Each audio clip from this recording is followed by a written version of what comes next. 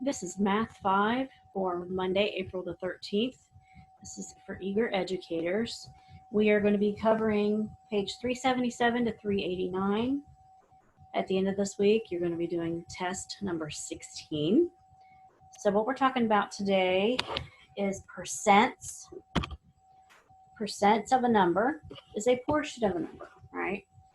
If you have something you want to buy at the store and it's on sale, let's say it's 25% off, then you want to figure out how much money you're going to be able to save when you buy it, right?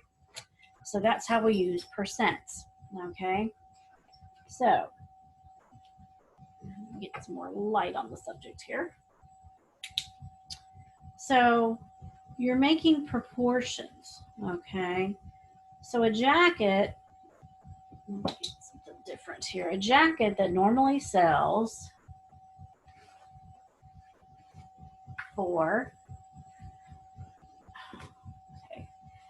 $50 is on sale for 10% off, okay? So, like, still not in the right place. That's better. Okay. So it's on sale for 10% off. So what's the discount price going to be? Okay, so that's what we got to find out. Okay. So discount 10% of $50 is what? Okay. Well, you've got to set up a proportion. Okay, so I will open up another page here. See if I can show you what I'm talking about here. So if I've got draw, okay.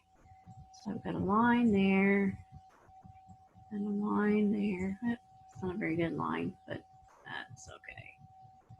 That's a little better. Equals. Okay, so if I've got 10, I can draw. That's 10%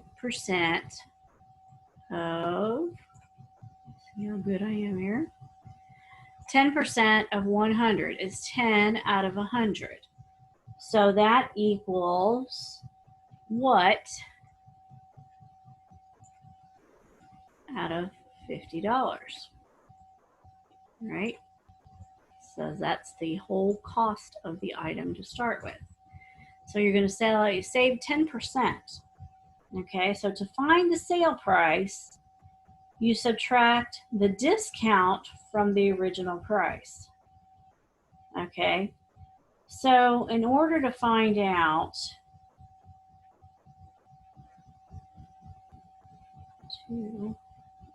okay, so in order to find out what goes here, that's going to be your discounted price.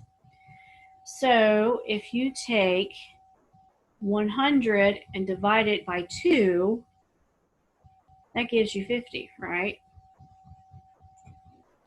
Okay, so that means, I can't draw 2 very well up here. So, put that in parentheses.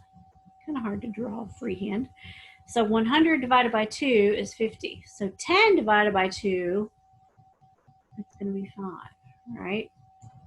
So 10 over 100 is the same thing as 5 over 50. Those are proportional to each other. So that means your discount is going to be $5, right?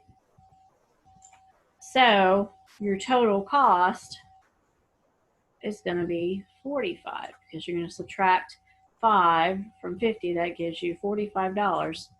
So that's your 10% off. Okay. That gives you, that's your 10% off. Okay, it's $45. That's what you're going to spend. Okay. So you can do it by, you can find the percentage by setting up a proportion like I did. Okay. Or you can do the same thing by multiplying by the decimal. So shoes that regularly sell for $60 are on sale for 20% off. Okay, so you've got something that's 60 bucks. Okay,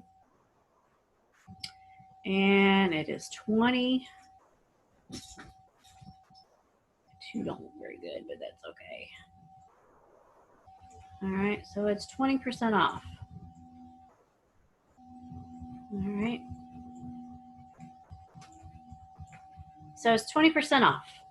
Original price is $60. So we're going to find out the discount and find out the sale price. So 20% equals 0.20, right? If you write 20% as a decimal, it's 0.20 or 0.2. So you would multiply that number by your 60. That's how you would find the 20%. So you multiply that out and you get 12. Oops. Let me undo that. All right, that's a little better. So that means 20% of $60 is 12 bucks. Okay, so that means your discount is 12 bucks. So then if you take 60 minus the 12, that means your final cost is going to be $48. Okay. You can also use mental math, to come up with that. Okay. Any questions on that? Okay. Let's get out of that. Come back. All right. So you have 3 different ways you can come up with finding the percent of a number. You can use the proportion, where you have equal fractions. You can multiply by the decimal, where you can use mental math and just say, okay, I got to move the decimal point so many places, and that tells me what I am doing. Okay, so you've got some of those problems. They give you on the next page, 378, they give you a couple of 4 charts, and they give you the cost of items, and they want you to find out the discount price or discount the money percent off, how much you're actually going to pay at the final cost. Okay, and so forth. Then we get over to 379, probability. Probability is the chance that something may or may not happen. Okay, when you roll dice, there's a chance you might get a 5, there's a chance you might get an 8, there's a chance you might get a 3, And there are formulas that can be worked out to figure out, well, what's the chance that you're going to hit an 8 so many times or a 5 so many times? It can get pretty complicated. But the chance that something will happen can be shown as a fraction or as a percent. So that's how we do probability. So they've got a number line there. We've got 0 is impossible all the way to certain, which is 100%. In the middle, you got half or 50%, which means 50% chance that it will happen, 50% chance that it won't. Okay? If you look at the red and blue spinner, you see those in games sometimes. You spin it and then you land on something, right? So probability, they've given you a formula there. P equals the number of favorable outcomes over the number of possible outcomes. Okay? So apply the formula to find the probability of the spinner stopping on red. Well, there are 4 red spots there. There are also 4 blue spots. So they want to know what's the probability of hitting a red on the spinner? Well, the number of favorable outcomes, there's 4 red. So that means there's 4 favorable outcomes. Okay? Then on the bottom, the number of sections total. there's 8. Okay, so 4 out of 8 is half, or 50%. So if you look at that, there's a 50% chance you're going to get red, but there's also a 50% chance you'll get blue, because they each have 4 spots. Doesn't matter where they are, there's just the same amount of each color. Okay, so they give you a spinner that's numbered there, and you're supposed to figure out how many are going to be blue, odd numbers, even numbers, and so forth. Ooh, excuse me. Then on 380, you got talking about rolling a number cube. Okay, Mandy rolled a number cube 50 times. She drew tallies to keep track of how many times the cube landed on each number. So you see she's got all those on there, and you're going to keep track of how many times she did it. So the number 1, she got that 5 times, so you'd have 5 tally marks in there. The number 6, she hit that 10 times, so you'd have 10 tally marks in there, and then you can use that information to answer those questions. Okay.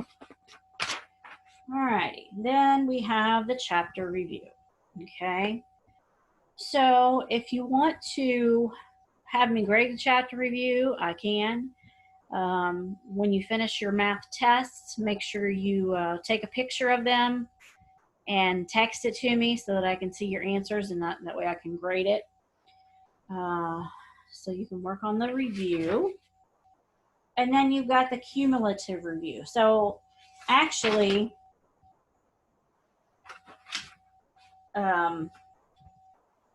you can do either one, and I can grade one of them. You know, I'll leave it up to you which one you want to do. And that will take care of the rest of chapter 16. Then we will have 2 more tests and 2 more chapters, and we will be finished with math for the year. We've only got 2 more classes.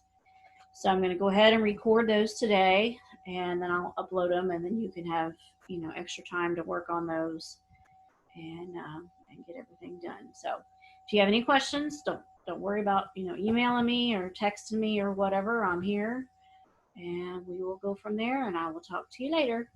Alrighty.